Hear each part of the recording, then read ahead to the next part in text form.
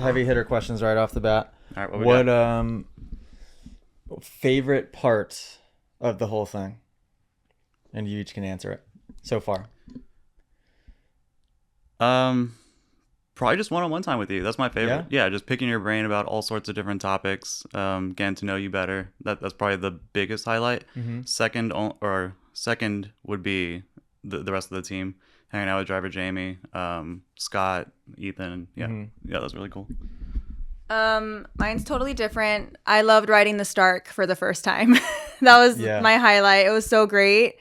Coming from a 2-stroke and then having that electric start, and then just immediately, like you said, you're like, immediately you're gonna just know. And I'm like, I don't know. I don't have anything on my feet. Don't need to move. And it was immediate. I loved it. It was so great. I never even asked you. Did you catch yourself trying to go to the controls? You did? Yeah, especially on my my back brake. Yeah, and more so than the gears. It was like when I was trying to stop, that's when at the very end I was like, oh, and then I put my foot trying to stop, and that's when it almost tipped over. You sit by the truck. Oh, yeah, okay. I was like, oh, but that was my highlight. It was so much fun. I loved it. Okay, so let's talk about the Stark for a second. You have a KTM 150. Yep. Right.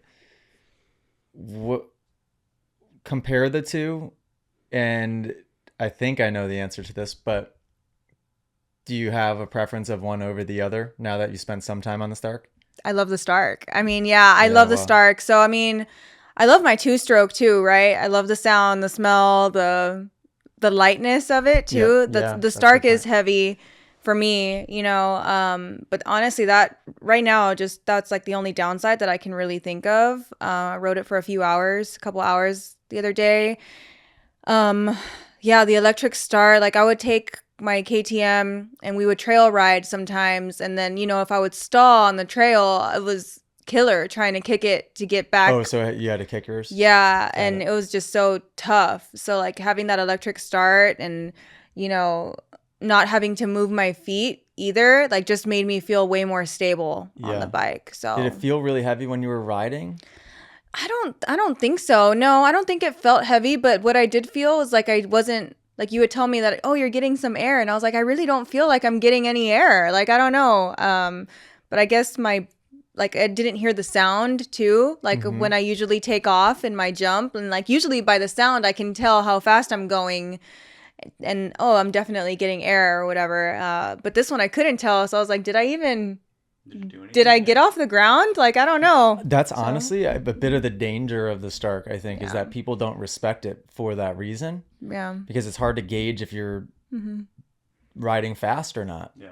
I think it has like wind resistance. Yeah. On a 2-stroke or 4-stroke, you have the sound that can be intimidating, and it's a little bit of a gauge to, I think it can help people respect those bikes a little bit more. And people hop on the Stark and think oh yeah, I'll be good. Yeah. And that's a good example. And you saying, you jumped probably the furthest you ever have. Probably 2 days ago, I guess. I don't know. And to you, it didn't even feel like.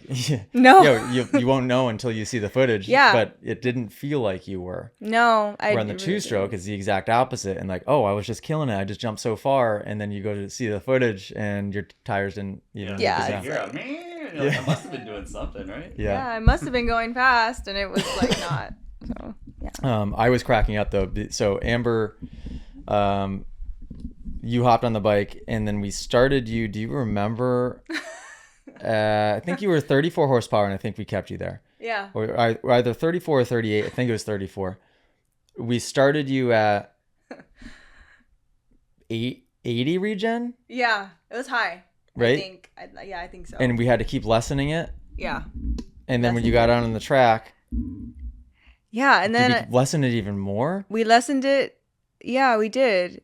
Like, she was very picky. I was a little picky. But this is good. I mean, I thought it was actually cool because you knew what you wanted when you hopped on it. You did a lap around the parking lot, came in, and right at the beginning, did you want more or less? I think I wanted less because you had it high, and oh yeah, you kept letting off and kind of getting a little bit of I kept going. I was like, oh, like I'm not used to this engine braking. Yep. And then you're like, oh, you're a 2-stroke. Like you need to bring it all the way down.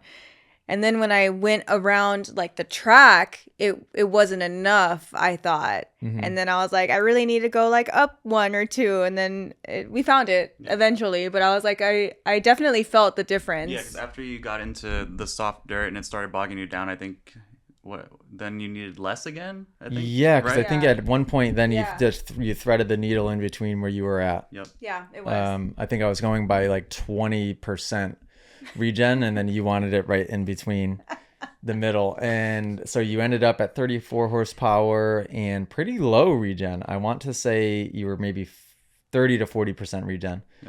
By the end of it. 34.5. 34.62157. Yeah, 0.621. And Amber was happy with it. We got it good. There we go. And now we won't touch it. So that mode's saved. That's your mode.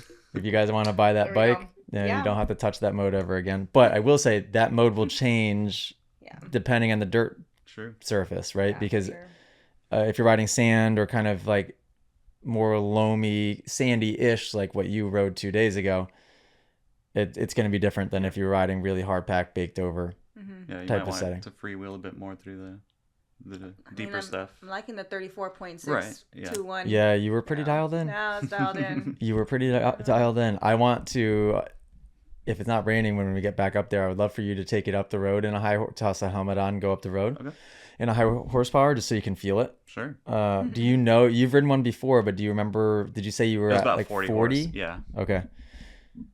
Yeah, Gio was asking about 80 horsepower and what that felt like. And yeah, if you say it's sketchy. It's worth, I mean, on the track, it's very sketchy. On the street, you can manage it, but it's worth experiencing because have you ever driven a Tesla or something and just stomped on it and been like, what the? No, but I imagine it's just like the instant horsepower and torque. And it keeps going. Right. You could be going 50 miles an hour down the road and then get on it and it still sucks you back. If you guys enjoyed this podcast clip and you want to listen to full episodes, you can do so on Spotify and Apple Music. If you want to send in your own video submission, you can join us in the Moto Academy family inside of the Moto Academy app by just going to themotoacademy.com. That's also where you can sign up for a class. Okay, guys, see you next episode.